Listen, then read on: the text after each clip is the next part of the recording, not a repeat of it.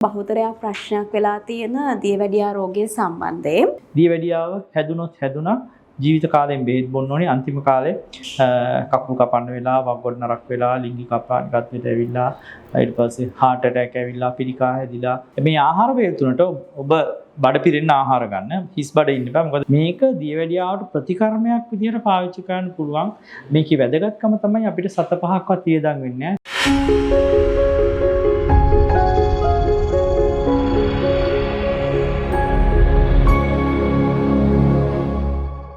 ආයුබෝවන් සුබ දවසක් නිරෝගීමත් දිනයක් ප්‍රාර්ථනා කරමින් ආරෝග්‍ය YouTube නාලිකාවට ඔබව ඉතාමත් ආදරයෙන් පිළිගන්නවා. අද දවසේ අපේ සාකච්ඡා විශේෂිත සාකච්ඡාවක් වැඩසටහන අවසාන වනතෙක් රැඳී සිටින්න කියලා මුලින්ම ඉල්ලීමක් කරගනිමින් අපේ වෛද්‍යතුමන් අපේ වැඩසටහනට පිළිගනිමු. ડોક્ટર ජානක වන්නකෝ ආයුබෝවන් ඔබතුමන්ට. ડોક્ટર අද අපි කතා කරන්න සූදානම් වෙන්නේ බහුතරයක් ප්‍රශ්නයක් වෙලා තියෙන දියවැඩියා රෝගය සම්බන්ධයෙන්. එතකොට මේ ඇත්තටම අපි හැමදාම කතා කරන සුපුරුදු මාතෘකාවෙන් ඔබට ගිහිල්ලා විශේෂ කරුණු රහසක් අද කතා කරන්න තිබෙන නිසා මම මෙහිම කතා කරන්නම්. ඇත්තටම දියවැඩියාව ගැන අපි ඇයි කතා කරන්න ඕනේ? මේ දියවැඩියාව ගැන කතා කර යුතු වැදගත් මාතෘකාවක් බවට පත් වෙලා තියෙන්නේ ඇයි? දියවැඩියාව මේ වෙනකොට ඉතාම ශීඝ්‍රයෙන් ලෝකේ පුරාම පැතිරීගෙන යනවා. ලංකාව ලෝකයේ වැඩිම දියවැඩියා රෝගීන් ඉන්න රටවල් වලින් එකක් බවට පත් වෙලා තිනවා. දකුණු ආසියාවේ වැඩිම දියවැඩියා රෝගීන් ප්‍රතිශතයක් ඉන්න රට තමයි අපේ රට. ඉතින් අපිට ආඩම්බර වෙන්න පුළුවන්. මුළු ලෝකෙම ගත්තාම දියවැඩියා රෝගීන්ගේ සංඛ්‍යාව 1990 ඉඳලා 2025 වෙනකොට 4 ගුණයකින් මිලියන 200 ඉඳලා මිලියන 830 ගණක් වෙනකල් වැඩි වෙලා තියෙනවා. මේ සංඛ්‍යාව අඩු වෙන පාටක් නැහැ. මේ සංඛ්‍යාව එන්න වැඩි වෙනවා. මේකේ භයානක තත්ත්වය තමයි මේක පාලනය කර ගැනීමට සෞඛ්‍ය සංවිධාන වලට හැකියාවක් නැහැ කියලා නැවත නැවත ඔප්පු කරලා තියෙනවා. ඉතින් ඕගොල්ලන්ගේ සෞඛ්‍ය දියවැඩියාවෙන් බේරෙන එක ඕගොල්ලෝ අතේ තියෙන්නේ. අපි මේ වැඩසටහනේදී කතා කරන්නේ ඕගොල්ලන්ගේ ගෙයි දොරකොඩ ඉන්න මේ මාරයාව ගේ ඇතුළට ගන්නේ නැතුව ඉන්නේ කොහොමද කියන එක. දැන් ડોක්ටර් කියනවා මේ මායාව ගේ ඇතුළට ගන්න නැතුව ඉන්න තමයි අපි රෙඩි වෙන්න ඕනේ කියන. එතකොට කෙනෙකුට ඇති වෙන්න පුළුවන් මෙච්චර ප්‍රමාණයක් දියවැඩියා රෝගීන් දවසින් දවස වැඩි වෙනවා නම් ඇත්තටම මේ දියවැඩියා රෝගෙට ප්‍රතිකාර නැද්ද? එහෙම ප්‍රශ්නයක් එන්න පුළුවන් නේ ડોක්ටර්. ඇත්තටම දියවැඩියා රෝගෙට ප්‍රතිකාර නැද්ද? හොඳයි. දියවැඩියාවට ප්‍රතිකාර තියෙනවා. ප්‍රතිකාර පළවෙනි එක අපි කියන්නේ ජීවන රටාවේ වෙනස්කම් කරලා සීනි මට්ටම අඩු කරගන්න උත්සාහ කරන්න. දෙවෙනි එකට දියවැඩියාව සඳහා බොන බෙහෙත් වර්ග තියෙනවා පෙති වර්ග. තුන්වෙනියට ඒක බැරි වුණොත් ආපහු ඉන්සියුලින් විදින්න පුළුවන් විදින ප්‍රතිකාර වර්ග බෙහෙත් වර්ග. ඒතර මේ වර්ග තුන හරහා තමයි අපි දියවැඩියාවට ප්‍රතිකාර කරන්නේ. නමුත් අවාසනාවකට ජීවන තත්ත්වයේ වෙනස්කම් ගැන අපි පොතේ තිබුණාට ප්‍රායෝගිකව අපි ක්ලිනික් එකේදී සායනවලදී මිනිසුන්ට කියලා දෙන්නේ නැහැ අපිට වෙලාවක් නැති නිසා. හරිම අඩුයි. නමුත් දැන් මේ සමාජ මාධ්‍ය ජාලය අන්තර්ජාලය සහ YouTube වගේ මාධ්‍ය හරහා අපිට ජනතාව දැනුවත් කිරීමේ හැකියාව තියෙනවා. මේ හරහා අපි ගොඩක් ජනතාව නිරෝගී කිරීමට දායක වෙලා තියෙනවා. ඉතින් සාමාන්‍යයෙන් අපේ දියවැඩියා රෝගීන්ව අපි ප්‍රතිකාර කිරීමේදී බලාපොරොත්තු වෙන දියවැඩියාව සාමාන්‍ය ක්‍රමයේදී සනීප කරන්න නෙමෙයි මැනේජ් කරන්න. ඒ කියන්නේ ඒක පාලනය කිරීම තමයි අපි බලාපොරොත්තු වෙන්නේ. දියවැඩියාව හැදුනා ජීවිත කාලයෙන් බෙහෙත් බොන්න ඕනේ අන්තිම කාලේ කකුල් කපන්න වෙලා වගොඩ නරක් වෙලා ලිංගික අපරාධයකට ඇවිල්ලා ඊට පස්සේ heart attack ඇවිල්ලා පිළිකා හැදිලා අංශභාගය හැදිලා ඩිමෙන්ෂියා ඇවිල්ලා ඇස් අන්ධ වෙලා කන් ඇහෙන්නේ නැතුව ගිහිල්ලා තමයි මේ රෝගීන්ගේ අන්තිම අවුරුදු 10 ගත කරන්න වෙන්නේ. මේක හරි දුක්ඛිත තත්ත්වයක්. හැබැයි අපි අද ගෙන පණිවිඩේ ඔබට පුළුවන් මේ තත්ත්වයටපත් නොවි. මේක වඩා පහසුයි. ඔබේ දියවැඩියාව මේ හඳුනාගත්තේ මුල් කාලෙදී නම් අපිට මම මේ ඉස්සරහට කතා කරන්න යන පියවර හරහා ඔබට පහසුවෙන් දියවැඩියාව සනීප කරගන්න පුළුවන්. ඔබට දියවැඩියාව හැදිලා අවුරුදු 20ක් ගියා වුණත් මම මේ කියන මේ පියවර හරහා ඔබට දියවැඩියාව සමනය කරගන්න පුළුවන්. හැබැයි ටික දවසක් යනවා. මේ සම්බන්ධයෙන් මේ වැඩසටහන විතරක් බලලා මදි. මගේ මේ ගැන තව YouTube මේ channel වල නොයෙකුත් මේ දේශන තියෙනවා ඒවත් අහන්න මේකෙදී අපි බලාපොරොත්තු වෙනවා සම්පූර්ණ විස්තරයක් ඕගොල්ලන්ට ඉදිරිපත් කරන්න. දැන් ડોක්ටර් සඳහන් කරන විදිහට දැන් මේ වගේ ප්‍රතිකාර ක්‍රම තුල දියවැඩියාව කියන තත්ත්වේ රෝගය නිට්ටාවටම සනීප කරගන්න පුළුවන් රෝගී තත්ත්වයක්. නිට්ටාවටම අපිට මේක සනීප කරන්න බෑ. ඔබ මම කියන පියවර අනුගමනය කරන තාක්කල් ඔබේ දියවැඩියාවේ සීනි මට්ටම සාමාන්‍ය මට්ටමකට ඇවිල්ලා තියෙනවා. ඒක පුළුවන් තරම් කාල පවත්වාගෙන යන තරමට ඔබට හොඳයි. ඔබ ආපහු වතාවක් දියවැඩියාව හැදෙනකොට ආහාර ගනිමින් සිටි ආකාරයට ආහාර ගන්න ගත්තට පස්සේ ඔබට නැවත වතාවක් දියවැඩියාව හැදෙනවා. ඒ නිසා මේ නිට්ටාවට සනීප කරනවා කියලා එකක් නැහැ. ඔබ බෙහෙත් බිව්වත් ඔබ බෙහෙත් පෙත්ත බීලා දැන් අපි අද මෙට්ෆෝමින් පෙත්ත බිව්වොතින් ඒ මෙට්ෆෝමින් පෙත්ත වැඩ කරන පැය 8 හරි 12 හරි කාලය ඇතුළත පමණයි ඔබේ සීනි මට්ටම පහළ ගිහිල්ලා තියෙන්නේ. ඒතර ඊගාව ආපහු සීනි වැඩි වෙගෙන යනකොට අපි ඊගාව ඩෝස් එක ගන්න ඕනේ. එහෙම තමයි බෙහෙත් වැඩ කරන්නේ. මේ ආහාර රටාවත් දැන් මම ඔබට හඳුන්වා දෙන්න යන රටාවත් ඒ වගේ මේකක්. ඔබ දිනපතා මේක නොවරදවා කරගෙන ගියොත් ඒ දවසට ඔබට දියවැඩියාව සනීප කරගන්න පුළුවන්. හෙට දවසට සනීප කරගන්න පුළුවන්. එහෙම දවසින් දවස යන්න ඕනි ගමනක් මේක. ලෝකෙ කිසි දෙයක් ස්ථිර නැහැ. දියවැඩියා රෝගයෙන් පීඩා විඳින බොහෝ අය දැන් මේ වැඩසටහන ආරම්භනවා. දැන් ડોක්ටර් අපිට සඳහන් කරා මෙන්න මේ කියන ක්‍රමය අනුගමනය කළොත් ඔබට දියවැඩියාව පාලනය කරගන්න පුළුවන් කියන දේ. එතකොට කොහොමද අපි පාලනය කරගන්නේ? ડોක්ටර්ගේ ක්‍රමවේදය මොකද්ද? අපි ඒ ගැන සාකච්ඡා කරමු. හොඳයි. අපේ ක්‍රමවේදයේ පළවෙනි එක තමයි දියවැඩියාව වැළඳෙන ආහාර රටාවන් වලින් අපි ඉවත් වෙන්න ඕනේ. මෙතෙන්දී අපිට වැදගත්ම කරන්න පුළුවන් ලේසිම වැඩේ තමයි අපි ආහාර ගන්න කාල පරාසය සීමා කරගන්න එක. ඒතර ආහාර ගන්න කාල පරාසය සීමා කරගන්නේ දැන් දියවැඩියාව හැදෙන ඉන්සියුලින් ප්‍රතිරෝධය නිසා. නේ අපි මේ හැම කරන හැම දෙයක්ම ඉලක්ක කරන්නේ ඉන්සියුලින් ප්‍රතිරෝධය පහළ දැමීම තමයි අපේ ටාගට් එක. ඉන්සියුලින් ප්‍රතිරෝධය පහළ දාන්න ඉන්සියුලින් ප්‍රතිරෝධය ඇති වෙන්නේ වැඩිපුර ඉන්සියුලින් ශරීරයේ ශ්‍රාවය වෙන නිසා. ඒතර අපි වැඩිපුර ඉන්සියුලින් ශරීරයේ ශ්‍රාවය වෙන එක වළක්වන්න තමයි අපි උත්සාහ කරන්නේ. කියන්නේ ඉන්සියුලින් මට්ටම පහළට ගැනීම තමයි අපේ උත්සාහය. එතකොට මේකට ඔබ ගන්න ආහාර වර්ග තරම්ම ආහාර ගන්න වේලාවත් වැදගත් වෙනවා. ආහාර ගන්න වෙලාව වැදගත් කියනකොට දැන් අපි නම් හොරු වෙලා තියෙන්නේ අපිට හිත වෙලාවට කන්නනේ බඩගින්නක් ආපු ගමන් කනවා ප්‍රමාණයක් දන්නේ නැහැ වෙලාවක් දන්නේ නැහැ. දැන් නමුත් ડોක්ටර් කියන්නේ නිශ්චිත වෙලාවක් තියෙනවා ආහාර ගන්න. ඒ ක්‍රමවේදය ඔස්සේ ගියොත් අපිට දියවැඩියාව පාලනය කරගන්න පුළුවන් කියලා. අපි මේ වෙලාවත් සඳහන් කරමු ડોක්ටර්. හොඳයි. මේක ඇත්තටම දැන් ඔය වා කිව්වා වගේ අපි කැමති වෙලාවට කැමති ආහාර ගන්න එක අපේ මුතුන් මිත කරපු ආහාර රටාව නෙමෙයි. අඩු ගානේ අවුරුදු 50කට එහා ගියොත් අපි මේ විදිහට ආහාර ගත්තේ නැහැ. ඔය කැමති වෙලාවට කැමති ආහාර ගන්න එක පුරුදු කළේ අපේ වෛද්‍යවරු. 1977 දී අපේ ෆුඩ් ගයිඩ්ලයින් හරහා අපිට හඳුන්වා දුන්නා දවසකට ආහාර වේල් 3ක් ගන්නත් අතරමැදට කෙටි ආහාර වේල් ගන්නත් නිදා ගන්නට කලින් ක්‍රීම් කැකර් එකක් කාලා කිරිත එකක් බීලා නිදා ගන්නටත් කියලා වෛද්‍ය නිර්දේශයක් ආවා. තේරුම් ගන්න. හරි. දැනටත් වෛද්‍ය නිර්දේශය තියෙන්නේ එහෙමයි. පිඟානෙන් 60%කට වඩා 60%ක්වත් අඩුම ගානේ බත් කන්න. එතකොට ප්‍රධාන ආහාර වේල් 3 ගන්න. අතරමැදට බිස්කට් කාලා කිරිතේ බොන්න, නන් ෆැට් කිරි බොන්න, රෑ නිදා ගන්න කලිනුත් 10ට විතර බිස්කට් එකක් කාලා කිරිතේ එකක් බීලා නිදා ගන්න කියලා තමයි දියවැඩියා රෝගීන්ට නිර්දේශිත ආහාර රටාවේ තියෙන්නේ. සහ මේ ඕක තමයි නිර්දේශය. ඉතින් මේ විදිහට කෑවොත් දියවැඩියාව නැති මිනිස්සුන්ට දියවැඩියාව හදා ගන්න පුළුවන්. දල වශයෙන් ආහාර වේල් 5ක්වත් ආහාරයට ගන්න කියලා තමයි රජයේ නිර්දේශය. මේක ඊටාම භයානක නිර්දේශයක්. මේකෙන් දියවැඩියාව සනීප වෙන්නේ නැහැ. දියවැඩියාව වැඩි වෙන එකයි වෙන්නේ.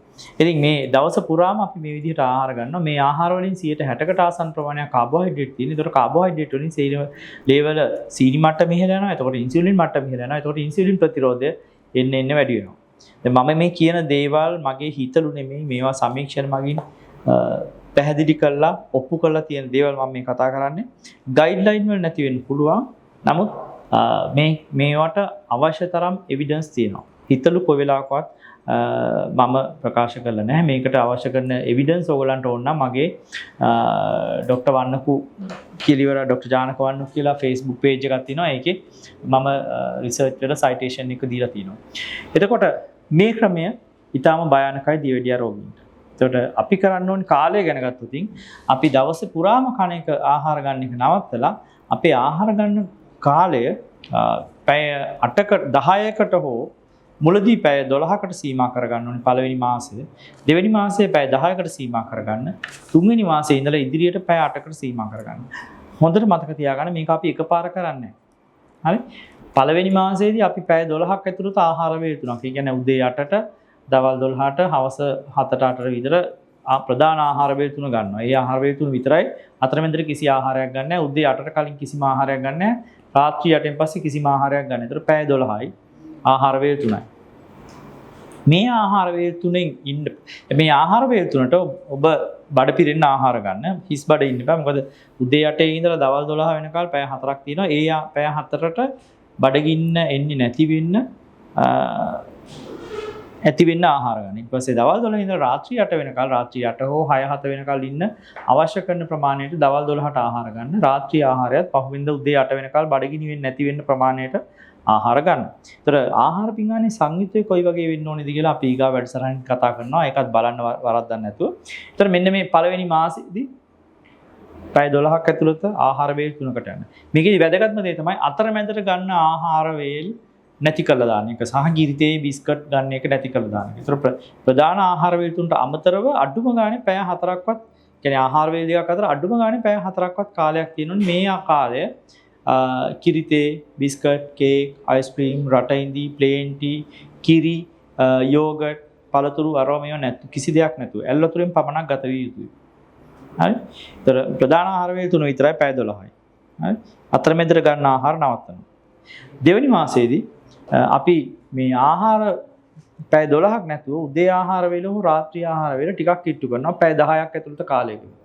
සාමාන්‍යයෙන් අපි කියන්නේ උදේ 9 වෙනකල් ඉන්න උදේ ආහාරය ගන්න රාත්‍රී ආහාරය 7ට කලින් ගන්න කියලා. ඒතර උදේ 9 පහුවෙලා උදේ ආහාර වේල ගන්නවා. 1ට 2ට විතර දවල් ආහාරය ගන්නවා. අපහු රාත්‍රී ආහාරය රාත්‍රී 6යි 7යි අතර ගන්න. කියන්නේ 7ට කලින් 7 වෙනකොට කාලය ඉවර කරනවා. මේ ආහාර තුන විතරයි. මේ වෙනකොට ඔබේ සීනි මට්ටම සෑහෙන දුරට පාලනය වෙලා තියෙනවා. එතකොට දෙවෙනි මාසෙ වෙනකොට ඔබේ සීනි මට්ටම සෑහෙන දුරට පාලනය වෙලා තියෙනවා. ඔබේ වෛද්‍යවරයා සමග සාකච්ඡා කරලා ඔබට ඔබේ දියවැඩියාවට ගන්න බෙහෙත් ප්‍රමාණය අඩු කර ගන්නටත් පුළුවන්. පළමු මාස දෙක ડોක්ටර් ඔය විදිහට අපි ආහාර ගත්තට පස්සේ ඊළඟ මාසේ අපි කොයි විදිහටද ආහාර පාලනය කරන්නේ අපි ඒක ගැන සාකච්ඡා කරමු. හොඳයි. තුන්වෙනි මාසෙ වෙනකොට අපි එක ආහාර වේලක් අතාරිනවා. ඒ කියන්නේ උදේ ආහාර වේල හෝ රාත්‍රී ආහාර වේල අතහැරලා එක්ක උදේටයි දවල්ටයි ආහාරය අරගෙන ඒ ආහාර වේල දෙක අතර කාලය පැය 8ක් ඇතුළත අපි කියමු උදේ 8ට ආහාර වේල අරගෙන දෙවෙනි ආහාර වේල හවස 4ට ගන්නවා. අරගෙන රාත්‍රී ආහාර වේල අතහරිනවා. ඒත් දවල්ට කන්නේ. උදේ 8යි හවස 4යි. රාත්‍රී ආහාරය සහ දිව ආහාරය වෙනකොට හවස 4ට ආහාර ගන්නවා. එහෙම නැත්නම් උදෑසන සහ දවල් ආහාරය දවල් 11යි 12යි අතර අරගෙන රාත්‍රී ආහාරය 6යි 7යි අතර ගන්න. ඒතර එක්ක උදේටයි දවල්ටයි ගන්නවා එහෙම නැත්නම් දවල්ටයි රැටයි ආහාර ගන්නවා. කොහොමද දවල් ආහාරය තියෙනවා උදේ හෝ රාත්‍රී ආහාරය දෙකෙන් එකක් අතාරිනවා. ඒත් ආහාර වේල දෙකයි. අපේ විශේෂඥ වෛද්‍යවරු පුනා කියනවා ආහාර වේල අතාරින්න එපා කියලා. මම අදත් දැක්කා YouTube එකේ වීඩියෝ එකක් තියෙනවා අපේ විශේෂඥ මහාචාර්යවරයෙක් ලංකාවේ ඉන්න පෝෂණ වේදී පිළිබඳ මහාචාර්යවරයෙක් කියනවා උදෑසන දියවැඩියාව සනීප කරගන්න ඔබට දියවැඩියාව තියෙනවා නම් ආහාර වේල අතාරින්න එපා කියලා.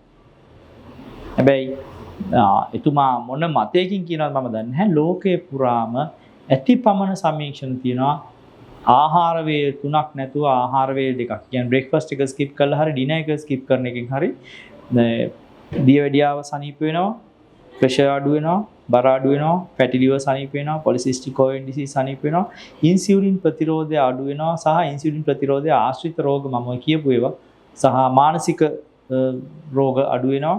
මේ වගේ වාසි ගොඩක් තියෙනවා. තව එකක් තමයි පිළිකා වලට තියෙන අවදානම අඩු වෙනවා. මේ වගේ වාසි ගොඩක් තියෙනවා. මේකට අපි කියන්නේ 16යි 8 කියලා. කියන්නේ පැය 8ක් ඇතුළත ආහාර ගන්නවා. පැය 16ක් අපි වතුර විතරක් බීලා ඉන්නවා. හරි? ඒතර මේ ප්‍රධාන ආහාර වේල දෙක අපි බඩ පිරෙන්න කනවා. අතරමැදට ස්නැක්ස් අරෝමියෝ නැහැ. අතරමැදට වතුර විතරයි. මේක තමයි දියවැඩියාවට තියෙන තෙරපියුටික් ඩයට් ප්ලෑන්. කියන්නේ මේක දියවැඩියාවට ප්‍රතිකර්මයක් විදිහට පාවිච්චි කරන්න පුළුවන්. මේකේ වැදගත්කම තමයි අපිට 7 5ක්වත් වියදම් වෙන්නේ නැහැ. සල්ලි ඉතුරු වෙනවා. මොකද අපි එක වෙලක් කන්නේ නැහැ. ඒ වේලේ තියෙන ඉතුරු වෙන සල්ලි ටිකෙන් අපිට අනිත් ආහාර වේල දෙකට හොඳ පෝෂණ ගුණයෙන් යුක්ත මස් මාළු බිත්තර වගේ ආහාරයට ගන්නට පුළුවන්.